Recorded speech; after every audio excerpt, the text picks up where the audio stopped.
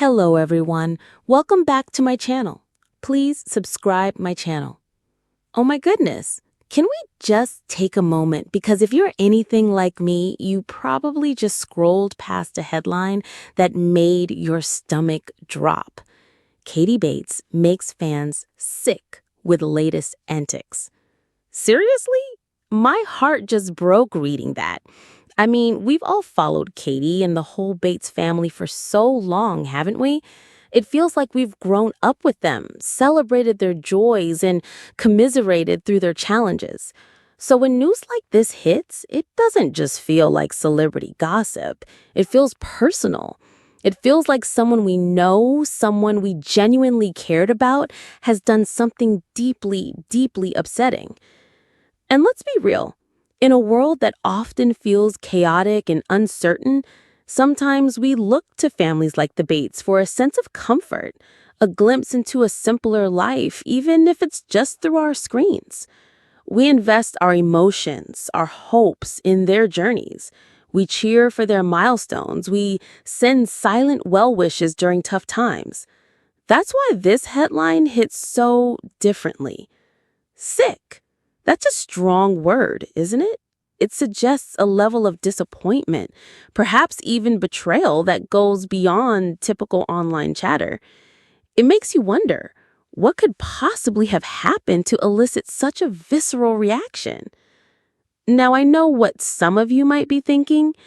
It's just reality TV. It's all staged. It's not real. And maybe there's a grain of truth to that.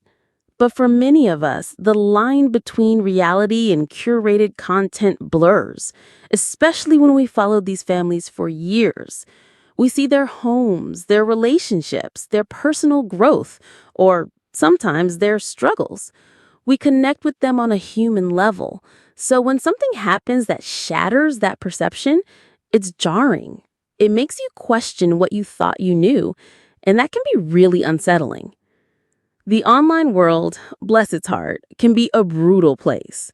One minute you're celebrated, the next you're facing a tidal wave of criticism. And while it's easy to get caught up in the outrage, I think it's important to remember that behind every headline, every hot take, there's a real person. Someone who is navigating their life, their choices in the public eye. Does that excuse behavior that's genuinely harmful or upsetting? Absolutely not. But it does remind us to approach these situations with a shred of empathy, even when we're feeling deeply let down. We've seen snippets and whispers about what might be going on, but let's talk about the feeling of it. The feeling of being a fan, of admiring someone, and then suddenly feeling like the rug has been pulled out from under you. It's a mix of sadness, confusion, and yes, maybe a little bit of anger. Because when we give our time, our attention, our emotional investment, we expect a certain level of authenticity, don't we? We want to believe that the people we look up to, even in a small way, embody values that resonate with us. So what does this mean for Katie and for us as her longtime viewers? It's a moment of reckoning, I think. A moment where we have to decide where we stand, how we process this information, and what it means for our continued engagement. Do we turn away in disgust? Do we offer grace and hope for redemption? Or do we simply acknowledge the pain and disappointment and move forward, perhaps a little wiser about the complexities of public personas? Whatever the specifics of Katie's latest antics may be, the heartbreak is real for those who genuinely cared. It's a reminder that even in the most seemingly wholesome corners of the internet, things can take unexpected and often painful turns.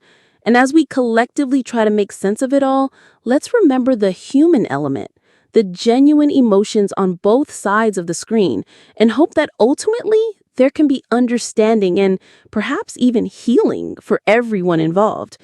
Because at the end of the day, we're all just trying to navigate this messy, beautiful, sometimes heartbreaking thing called life.